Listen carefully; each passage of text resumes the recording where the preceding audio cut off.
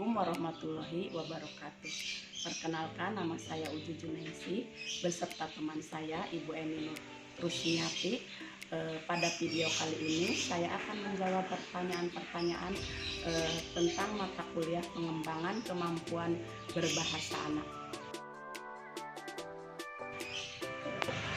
Pengertian pengembangan bahasa anak usia dini adalah salah satu aspek dari tahapan perkembangan anak yang diekspresikan melalui pemikiran anak dengan menggunakan kata-kata yang menandai meningkatnya kemampuan dan kreativitas anak sesuai dengan tahapan perkembangannya. Hubungan antara bahasa dan pikiran. Bahasa dan pikiran adalah memiliki hubungan yang sangat erat dan saling ketergantungan. Berpikir adalah sebuah proses menggunakan akal budi untuk mempertimbangkan dan memutuskan sesuatu. Sebaliknya, hasil berpikir akan kembali diungkapkan melalui bahasa baik secara verbal atau tulis. Perbedaan bahasa dan berbicara. Terdapat perbedaan-perbedaan yang mendasar antara bicara dan bahasa. Bicara adalah pengucapan yang menunjukkan keterampilan seseorang mengucapkan suara dalam suatu kata. Sedangkan bahasa berarti menyatakan dan menerima informasi dalam suatu cara tertentu. Faktor-faktor yang mempengaruhi perkembangan bahasa dan berbicara.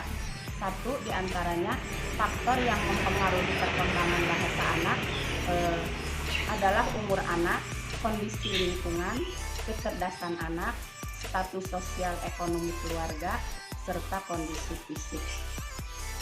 Faktor yang mempengaruhi perkembangan bicara anak diantaranya intelijensi, jenis disiplin, urutan kelakuan, besarnya keluarga, status sosial ekonomi, berbahasa dua, serta jenis kelamin. Bahasa dan bicara. Semua gangguan mulai dari proses pendengaran, penerus input ke otak, otot atau organ sumber suara, atau dengan kata lain, penyebab gangguan bicara adalah adanya gangguan hemisfer dominan. Pemahaman tentang disfungsi minimal otak atau DMS dan kesulitan belajar. DMO merupakan suatu masalah yang sifatnya multidisiplin sehingga perlu ditangani secara terpadu atau disiplin kedokteran, psikologis, pendidikan, dan terapi. Juga tak kalah penting peran orang tua. Anak kesulitan belajar adalah seseorang yang memiliki IQ rata-rata hingga superior, yang mengalami kesulitan atau gangguan dalam mempelajari bidang akademik dasar tertentu sebagai akibat dari tergabungnya sistem saraf pusat dan terkait. Yaitu teori ini menekankan bahwa proses pengembangan bahasa pertama dikendalikan dari luar diri si anak, yaitu dengan rancangan yang diberikan melalui lingkungan. Teori maturasional adalah pertumbuhan bergerak maju melalui serangkaian tahapan yang tidak berubah. Setiap tahapannya dicirikan oleh struktur organisme yang berbeda secara kualitatif dan pada interaksi yang berbeda secara kualitatif. Teori deterministik, teori premarsionis adalah teori yang berpendapat bahwa semua organisme diciptakan pada waktu yang sama dan generasi berikutnya tumbuh dari homunculus atau animalcules yang telah ada sejak awal terciptanya yang biasanya ditentukan oleh keyakinan agama. Teori perkembangan kognitif yang tidak menunjukkan bahwa kecerdasan berubah sehingga dengan kemampuan perkembangan kognitif seorang anak bukan hanya tentang memperoleh pengetahuan anak, juga harus mengembangkan atau membangun mental. Teori psikologistik merupakan bidang linguistik yang menemukan dan menguraikan proses-proses psikologi yang terangsang jika seseorang mengucapkan kalimat-kalimat yang didengarnya pada waktu berkomunikasi dan bagaimana kemampuan berbahasa tersebut diperoleh oleh manusia. Ada 3 hal proses utama selidiki dalam psikologis tersebut.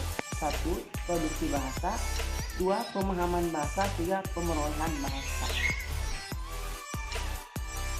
Penentu dalam pemerolehan bahasa. A. faktor alamiah, B. faktor perkembangan kognitif, C.